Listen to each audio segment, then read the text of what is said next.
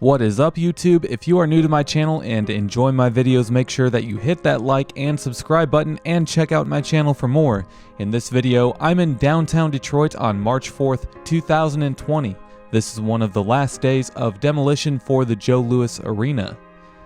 At the time of filming, this is all that was left of the Joe, just an 880-ton steel truss that was being held up by two towers. Later that day, the truss would be lowered to the ground and taken apart, and the process should be completely done in June 2020. The demolition process of the Joe was a long one, and the reason for that was because of its location. It was agreed upon the ones in charge of the demolition project that it was best to make sure the teardown was a gradual process instead of having an implosion. An implosion would have had a risk of polluting the Detroit River and having a negative effect on the nearby infrastructure and buildings. The elevated Detroit People Mover transit line is right next to the property that could have been damaged, along with three high-rise residential towers, and the TCF Center, formerly named the Cobo Center, are right next to this complex as well. I do most of my filming from Steve Yzerman Drive. For those who don't know, Steve Yzerman played for the Red Wings from 1983 to 2006, and he helped the Red Wings win 3 of the 4 Stanley Cups that the franchise won while calling the Joe Louis Arena home. The years that the Red Wings won the Stanley Cup in the modern era are 97, 98, 2002, and 2008. The Red Wings are tied for having the third longest NHL postseason appearance streak in league history at 25 seasons in a row, lasting from the 1990 to 1991 season to the 2015 and 2016 season. I was born in 1992, so for the first 24 years of my life, the Detroit Red Wings were in the playoffs. That's a whole generation of Detroiters that grew up spoiled with one of the greatest dynasties in sports. The dynasty was led by Yzerman, Sergei Fedorov, Nick Lidstrom, Brendan Shanahan, Chris Chelios, and Chris Osgood.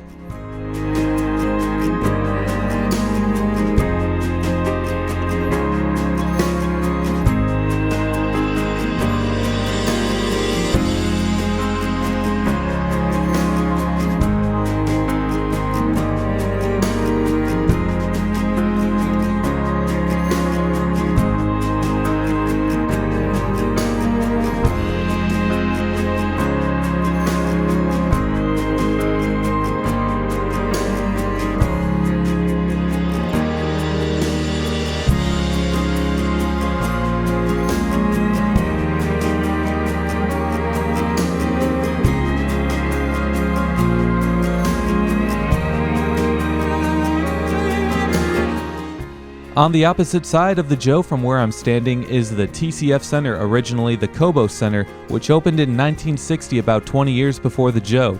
The original name comes from Albert Cobo, who was the mayor of Detroit in its glory days from 1950 to 1957.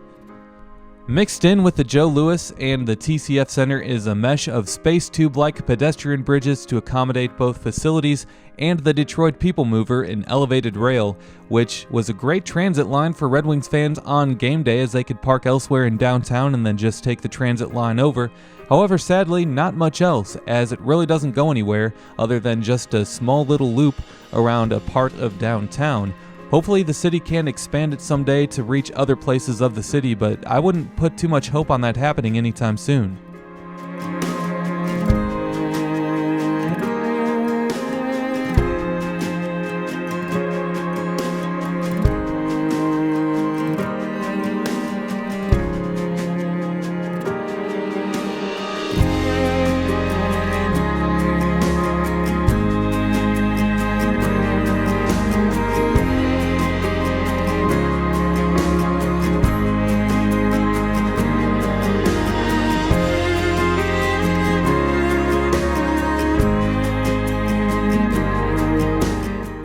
While the arena is being demoed, the handicap ramps to access the elevated Detroit People Mover from the Joe Louis are still standing. Signage to use the pedestrian bridges to access the Joe Louis Arena in this walkway has yet to be taken down, which might be the coolest footage I was able to get on this day. It still has the Red Wings team color painted on the railings and some of the walls. Interesting enough is the occasional bullet marks in the glass.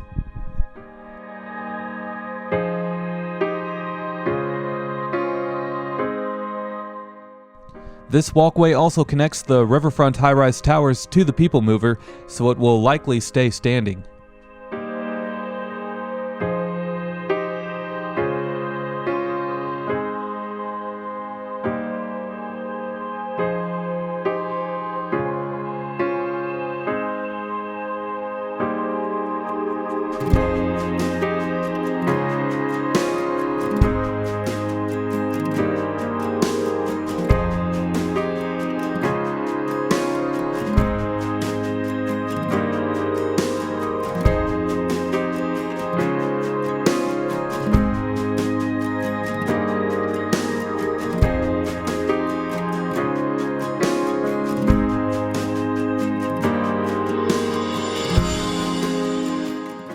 Rumor has it that if you rent an electric scooter and try smashing into a certain section of wall in this walkway, you'll find the real platform 9 3/4.